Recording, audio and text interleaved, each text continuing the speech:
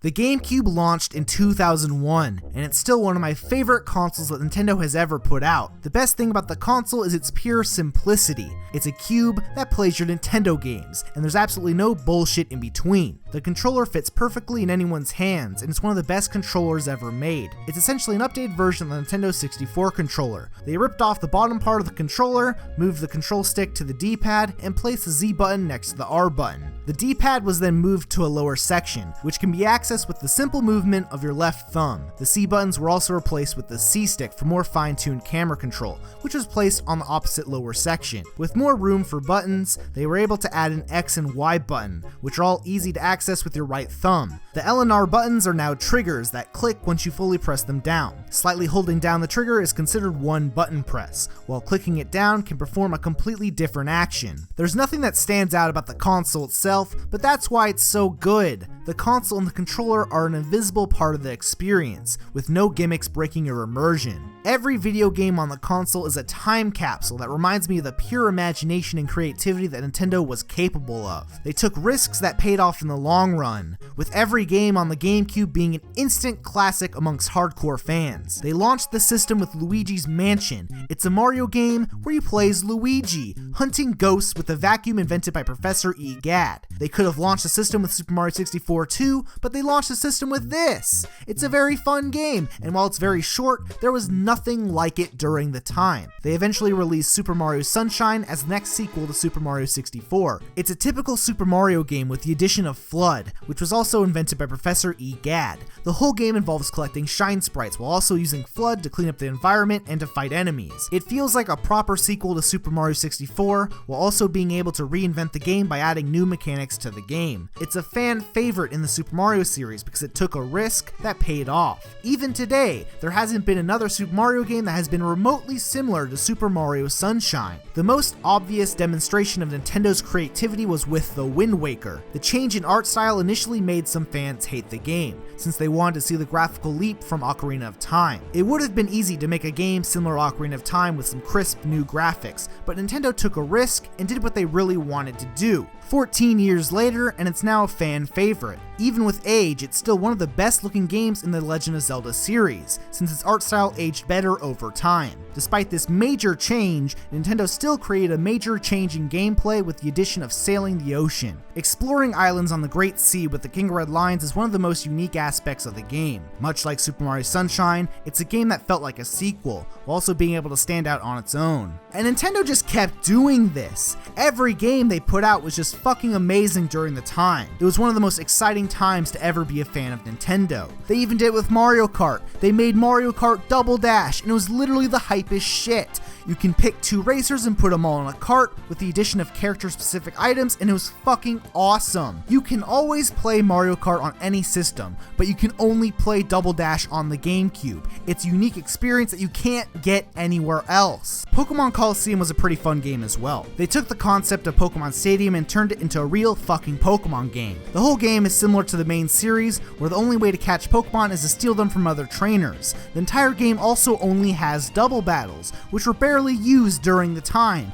It's not the greatest game of all time, but it was something new. It was fucking hype as fuck. Even games like Animal Crossing were able to create new experiences. This was the first Animal Crossing game I played, and the whole concept of the game really interested me as a kid. The entire game takes place in real time, so if you play the game at 8 p.m., it's going to be 8 p.m. in your town. It doesn't seem that crazy, but this was the first time I played a video game that had anything like this. There was even the Starfox games that some people didn't like, but they were pretty good still. Starfox Adventures was actually pretty fun once you realize that it's not a Star Fox game. It gets a lot of shit, but like, it's fine, it's still fun. Then Star Fox Assault was returned back to the original series, which had some ground shooter sections that some people didn't like, but it's still kind of fun. So these games are all pretty good. But now we gotta talk about that masterpiece shit. Metroid Prime was fucking amazing. This game looked fucking beautiful at the time, and it still looks pretty good. The first 3D Metroid game, and it fucking blew everyone away. It's just a fucking masterpiece. F-Zero GX is hype as fuck. It's an extremely fast and intense futuristic racing game that I still haven't even mastered yet.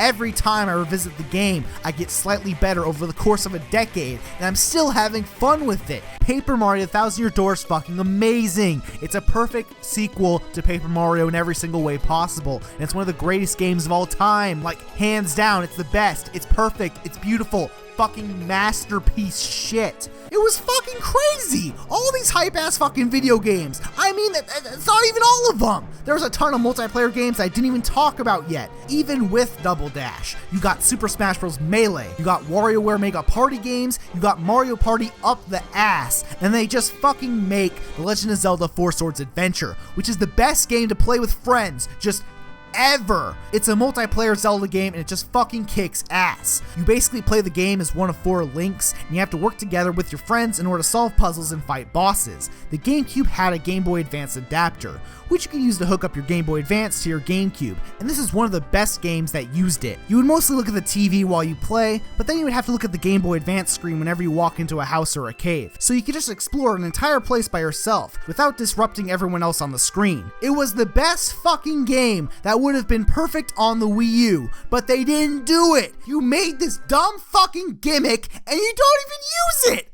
Fuck you, Nintendo. Why aren't you this good anymore? Oh my god.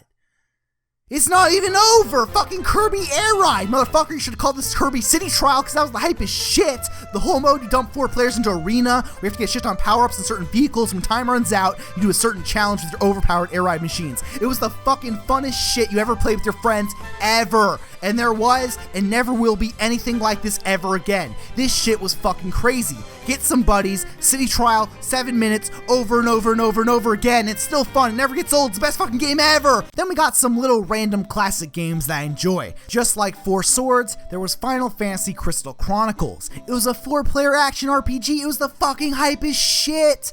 Just a fucking blast to play with friends. All of your menus are on your Game Boy Advance, which keeps everything on the screen crystal fucking clear. Even fucking Resident Evil 4, the best fucking Resident Evil game of all time. This used to be a GameCube exclusive. Like, what? That shit was fucking nuts. There was also Soul Calibur 2, where you can play as Link. That shit was fucking crazy. Soul Calibur 2 was the hype as shit. There was Sonic Adventure DX, which is jank as fuck 3D Sonic, which I love. Super Monkey Ball, which was super fun to play, but also gets fucking hard in the later levels. I played a ton of Burnout 2, which was the hype as shit. It's just fast as fuck street racing with nitro boosts. Oh my god, there was even Medal of Honor Rising Sun.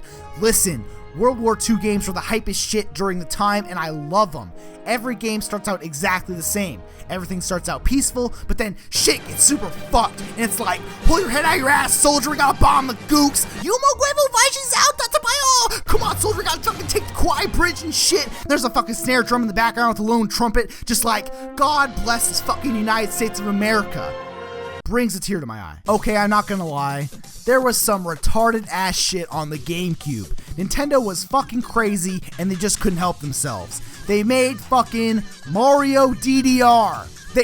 They made Mario DDR. I still bought it. I love DDR. I'm like one of those autistic kids at the arcade who holds onto the handle. It was super fucking easy though. Like, the hardest difficulty in the game is the normal difficulty for DDR standards. It's still fun, but like, did anyone want this? They just couldn't stop there. Oh no. They fucking made Donkey Konga. They shipped the game with a bongo controller, which was used to play through the game. It's basically a rhythm game where you hit either side of the drum. I bought it. It's retarded as fuck, but it's fine. So the track list is pretty good at first. You got some Nintendo songs with the Mario Bros theme, Pokemon theme, DK rap, whatever, it's fine. But then on the other end of the spectrum, you got fucking Blink 182, Earth, Wind and Fire, and Tito Puente.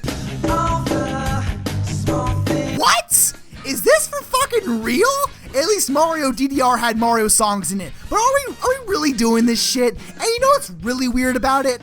They made a fucking sequel! Somebody once told me the world. What are we doing here? Nintendo, you need to calm the fuck down. But that didn't stop them. Oh no, they made a 3rd one. This is where shit's super fucked, because it's a Japanese exclusive. Mother 3 fans, shut the fuck up.